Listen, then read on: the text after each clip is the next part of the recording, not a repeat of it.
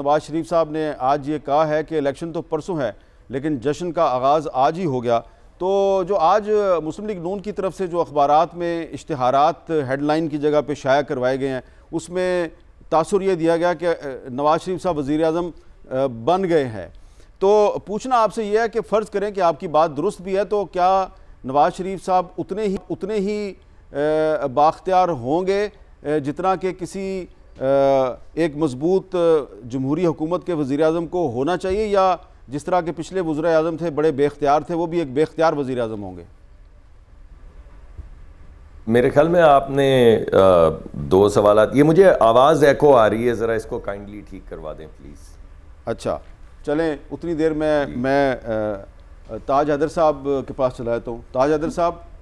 آپ کو کیا لگ رہا ہے کہ اگلا وزیر اعظم جو بھی ہوگا وہ کتنا بااختیار ہوگا، اور کیا وہ پاکستان کو ایک مضبوط حکومت دے سکے گا؟ دیکھیے، میرے خیال سے ہمیں اپنی غلطیوں پہ نظر رکھنی چاہیے۔ دو طاقتیں ہیں، ایک پاکستان کے عوام ہیں اور ایک پاکستان کا اسٹیبلشمنٹ ہے۔ تب اس میں جو ہماری حکمت عملی ہے وہ یہی ہے کہ ہم عوام کو ساتھ لیں اپنے، اور اسٹیبلشمنٹ کو نیوٹرلائز کریں، تاکہ اچھا وقت ہمارے ساتھ ہے۔ اسٹیبلشمنٹ کی طاقتیں جو ہیں وہ پیچھے ہٹ رہی ہیں، اور اندر یہ سوچ پیدا ہو رہی ہے کہ ہمیں نہیں آنا چاہیے سیاست کے اندر۔ اس وقت اگر تمام سیاسی جماعتیں، جیسا کہ ہم نے چارٹر آف ڈیموکریسی کے اندر دو بڑی جماعتوں نے عہد کیا تھا کہ ہم اسٹیبلشمنٹ کی مدد نہیں لیں گے، اور جو بھی مسائل ہیں وہ ہم آپس میں بیٹھ کے طے کریں گے اور نیگوسیشنز کو پروموٹ کریں گے، تو میرے خیال سے میں نہیں سمجھتا کہ اسٹیبلشمنٹ اس وقت بھی، عدلیہ میں آپ دیکھ رہے ہیں کہ تبدیلی آئی ہے، عدلیہ ان کا ایک انسٹرومنٹ تھا، تو اور اندر بھی یہ سوچ پیدا ہو رہی ہے کہ بھئی ہم یہ کیوں کر رہے ہیں، اس میں کیا فائدہ ملک کا ہے، کیا فائدہ اداروں کا ہے۔ تو اس سوچ کو ذرا سا ہمیں اور آگے لے جانا ہے، لیکن اگر آپ ان کے کندھوں پہ چڑھ کے آنا چاہتے ہیں تو پھر تو ظاہر ہے وہ طاقتور ہیں۔ ہم پہلے یہ دیکھ چکے ہیں پچھلی حکومت کے اندر کے وہ طاقت۔ جی ڈاکٹر فاروق ستار صاحب، آپ کو کیا لگ رہا ہے کہ اگلا وزیر اعظم کتنا بااختیار ہوگا؟ میرے خیال میں جو سب سے اہم بات ہے وہ یہ ہے کہ جو پاکستان کے 25 کروڑ عوام ہر ایک انتخابات کے بعد جب دوسرے انتخابات کی طرف جاتے ہیں، تو گو کہ پہلے انتخابات کے بعد جب دوسرے انتخابات میں آپ جا رہے ہیں تو حالات ملک کے کوئی بہت زیادہ خوشحالی کی طرف اور لوگوں کے معیار زندگی بہتر ہوا، ایسا ہوا نہیں اور ہو نہیں رہا، لیکن پھر بھی لوگوں کی ایک امید قائم ہوتی ہے کہ اس مرتبہ شاید بہتر لوگ منتخب ہو جائے، اور جو بھی جیسے جیسے تجربہ حاصل کر رہے ہیں مختلف سیاسی جماعتوں کے اکابرین بھی اور باقی جو پارلیمنٹیرینز ہیں، تو شاید عوام کی امنگوں کے مطابق وہ آگے کام کریں گے۔ اچھا، اب اگر یہ سوال آ ہی گیا ہے کہ وہ کتنا بااختیار ہوگا، تو یہ جائزہ بھی اب اتنے تجربے کے بعد ان بڑی جماعتوں کو تو کم از کم لے لینا چاہیے، جو آپس میں شاید عوام کی امنگوں کے لیے یہ شاید الیکشن نہیں لڑی، وہ شاید اقتدار کے حصول کے لیے الیکشن لڑ رہی ہیں۔ ان کے ہاں بات یہ کہ وہ 4 مرتبہ کیوں بن رہے ہیں، مجھے پہلی مرتبہ بنا دیں، تو لڑائی تو اسی بات پہ زیادہ ہو رہی ہے۔ کسی کے پاس کوئی بہت ایسا ریفرنس یا حوالہ اور ماڈل نہیں ہے، تو یہ بات اگر ہے اور آگے جا کے پھر یہ فٹیگ پڑے گی اور آگے جا کے یہ رکھنا پڑے گا اور یہ لفڑا آئے گا کہ 6 مہینے کے بعد یہ اسمبلیاں کتنی کریڈیبل ہیں،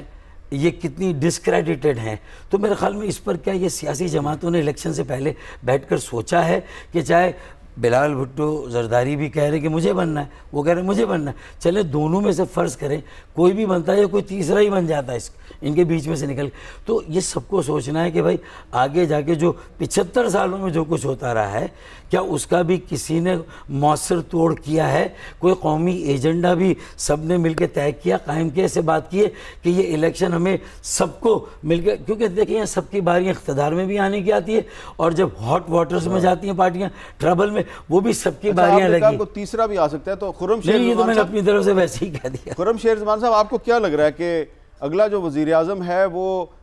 یا تو مسلم لیگ نون کا ہوگا یا پیپلز پارٹی کا ہوگا، یا کوئی تیسرا بھی ہو سکتا ہے؟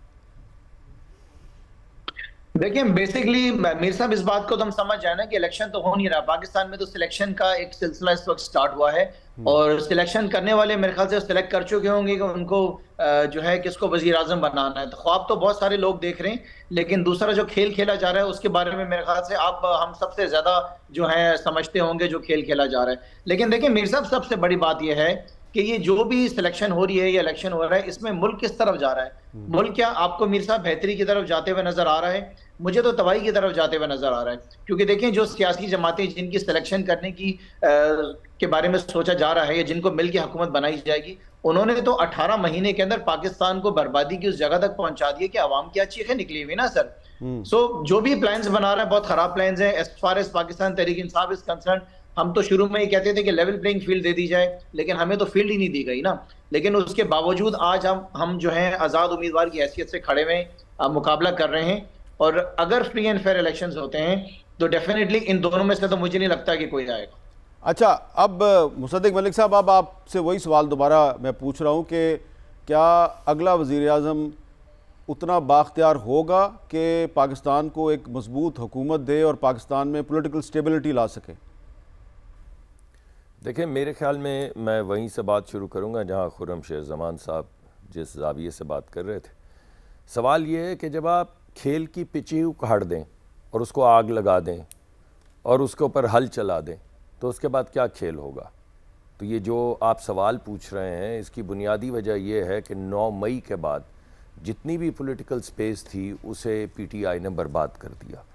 ہمارے 1990 کی دہائی کے بعد جتنے پولیٹیکل گینز تھے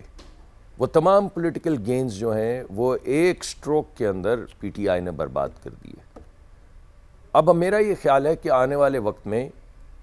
اگر ہم الیکشن جیتتے ہیں، اگر اللہ ہمیں کامیاب کرتے ہیں اور عوام ہمیں ووٹ دیتے ہیں، تو وہ انکریمنٹلی پولیٹیکل سپیس گین کی جائے گی اور وہ گین ہوگی اور وزیر اعظم با اختیار ہوں گے. اس کی وجہ یہ ہے کہ جس طرح کی ادھم چوکڑی مچی ہے اس ملک میں یا مچائی گئی ہے، ڈیپینڈ کرتا ہے آپ کس زاویے سے دیکھتے ہیں، اس ادھم چوکڑی کے بعد سب کو پتہ چل گیا ہے کہ ہمیں ایک با اختیار وزیر اعظم کی ضرورت ہے جو قومی امنگوں کو پورا کرے. کیونکہ یہ جس طرح کی لوٹ کھسوٹ مچائی تھی کہ کبھی شہیدوں کے مجسمے، آپ سوچئے، چلیے آپ پروٹیسٹ کریں، ساری جماعتیں پروٹیسٹ کرتی ہیں، پروٹیسٹ میں کوئی ہلا گلا بھی ہو جاتا ہے، کبھی کوئی گملہ ٹوٹ جاتا ہے، کبھی کوئی سرکاری کسی عمارت کو نقصان پہنچ جاتا ہے، مگر یہ تو آپ نے کبھی نہیں دیکھا کہ وہ لوگ جنہوں نے سینوں پہ گولیاں کھائیں ہیں آپ ان کے مجسموں کو ٹھڈے ماریں، یا آپ کور کمانڈر کے گھر چڑھ دوڑیں، اسے آگ لگا دیں. تو میں یہ سمجھتا ہوں کہ یہ جو بھی کچھ ہوا ہے اس کے بعد تمام لوگوں کو پتہ ہے، تمام اداروں کو پتہ ہے کہ ہمیں یکسو ہو کے ملک کی ترقی، اور ملک کی ترقی کیا ہے ہمارے نقطہ نظر سے کیا ہے، صرف غریب آدمی کی ترقی ملک کی ترقی ہے. اس ملک میں بہت سیٹھوں نے بہت ملک کو چلے اچھے برے طریقے سے، مگر انہوں نے اس ملک کے تمام ذرائع استعمال کر کے